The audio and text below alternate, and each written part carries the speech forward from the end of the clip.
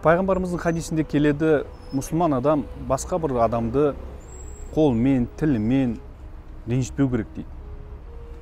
Ал осы ораза айында сонау қасиетті жерлерде, оны жаңа біз айтпақшымыз, Аль-Ақса мұсылманның үшінші қасиетті мекені Мекке Мединадан кейін.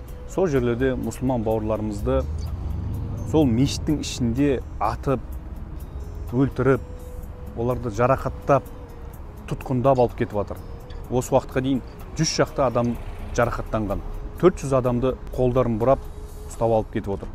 Ойлаңыздаршы, 1948 жылы дүниежүзі болып, еврей халқына осы Палестинадан жер беріп, өздеріне мемлекет ашып берді.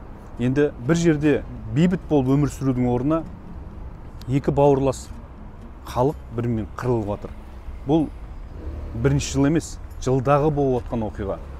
Алайда біздің қабырғамызды қайыстыратыны осындай ораза айында, осындай береке, мейірімділік айында мұсылмандардың жапа шегіп, өліп, жарақат алып жатқандығы.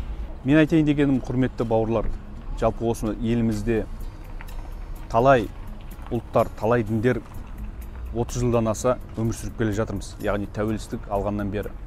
Осы ынтымақтастығымызды біз мықты берік ұстамасақ, сырттан жау келеді, арамызда осындай кикілжіңнен соғыстар пайда болады. Сондықтан да құрметті мұсылман бауырлар, жалпы қазақстандықтар, ауызбіршілігімізді, бірлігімізді, татулығымызды нығайтайық ағайын.